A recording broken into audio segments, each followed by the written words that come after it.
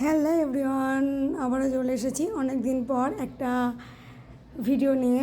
তো তোমরা অনেকেই আছো যারা ওপেন হেয়ার স্টাইলে ঘরের কাজ দেখতে ভালোবাসো, তাই জন্য কিন্তু আজকে খোলা চুলে আবারও চলে এসেছি ড্রেসিং টেবিল অর্গানাইজ করার জন্য। তো ড্রেসিং টেবিলটাকে একটু ভালো করে পরিষ্কার করে নেবো, পরিষ্কার করে নিয়ে সুন্দর করে গোছাবো। আমার যে আর্টিফিশিয়াল ফ্লাওয়ারগুলো আছে এগুলো দিয়েই অনেক দিন পর, প্রায় 3-4 মাস পর আমি এই ড্রেসিং টেবিলটাকে পরিষ্কার করতে আসলাম। মানে এতটাই কাজের চাপ যে ঠিকঠাক ঘরের যে আসবাবপত্রগুলো আছে সেগুলো পরিষ্কার করার সময় পাই না, ছেলেকে পড়ানো নিয়ে এতটাই ব্যস্ত থাকি। সো যাই হোক, আজকে অনেক দিন পর এসেছি আর তোমাদের সঙ্গে এই ভিডিওটা শেয়ার করব না তা তো হতেই পারে না, তাই জন্য তোমাদের সঙ্গে ছোট্ট করে ভিডিওটা শেয়ার করছি। অবশ্যই তোমরা ভিডিওটা স্কিপ না করে পুরো ভিডিওটা দেখবে, আশা করছি তোমাদের ভিডিওটা ভালো লাগবে। আর আমার নাকে কাপড় চাপা দেওয়া আছে, তোমরা দেখে বুঝতেই পারছো মানে ঠিক কতটা পরিমাণে ধুলো পড়েছে, বুঝতেই পারছো। মানে ড্রেসিং টেবিলটার উপর একদম ধুলো পড়ে সাদা হয়ে গেছিলো। তো ভালো করে আমি আজকে একটু পরিষ্কার করে নেবো। আর আর্টিফিশিয়াল যে ফুলগুলো আছে এগুলোকে আমি ঝেড়ে পরিষ্কার করার ইচ্ছা ছিল, কিন্তু তারপরে দেখলাম মানে এই ফুলগুলোর উপরে এতটা পরিমাণে ধুলো পড়েছে যে ওগুলোকেও ভালো করে আমাকে কি বলবো, সার্ফের জল দিয়ে ধুয়ে নিতে হবে, তাছাড়া কোনো উপায় নেই। সো যাই হোক, আগে প্রত্যেকটা যে সেলফ আছে সেগুলোকে আগে ভালো করে পরিষ্কার করে নিই, তারপরে আর্টিফিশিয়াল ফুলগুলোকে ভালো করে ধুয়ে নেব, তারপরে সুন্দর করে ড্রেসিং টেবিলটাকে সাজিয়ে নেব। সবটাই তোমাদের সাথে শেয়ার করব, পুরো ভিডিওটা স্কিপ না করে দেখতে থাকো, আশা করছি তোমাদের ভিডিওটা ভালো লাগবে। আর এখন কিন্তু আমার ছেলে নেই, ছেলে গেছে পড়তে, সেই ফাঁকে আমি কিন্তু কাজটা করছি। কাজ শেষ হওয়ার আগে হয়তো ছেলে চলেও আসতে পারে, তখন প্রচণ্ড পরিমাণে নোংরা হয়েছে, সব পরিষ্কার করতে করতে হয়তো ছেলে পড়ার থেকে চলেও আসবে, তোমরা হয়তো দেখতে পাবে, আর ও আসলে তো দুষ্টুমি শুরু করে দেবে। সো যাই হোক, ফটাফট আমি কাজটা সেরে নিই আর তোমরা ভিডিওটা স্কিপ না করে দেখতে থাকো, আশা করছি তোমাদের ভিডিওটা ভালো লাগবে। প্লিজ দেখতে থাকো ভিডিওটা।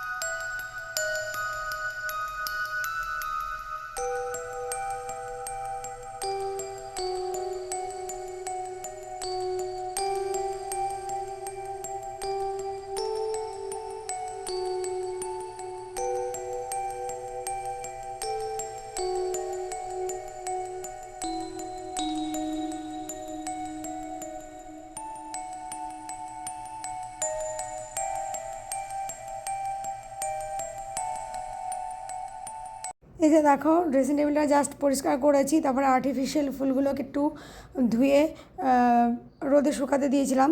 তো তার পরপরই আমার ছেলে কিন্তু পড়ার থেকে চলে এসেছে, আর এদিকে দেখো আমার সঙ্গে কিন্তু কাজ করাও শুরু করে দিয়েছে। দেখো ক্যামেরার সামনে গিয়ে তোমাদেরকে দেখাচ্ছে শোপিসটা কেমন হয়েছে, আবার বলছেও কিন্তু, যদি আমি কথাটা আর কি ওর তুলিনি, মানে আমি মিউট করে দিয়েছি রিয়েল সাউন্ডটা।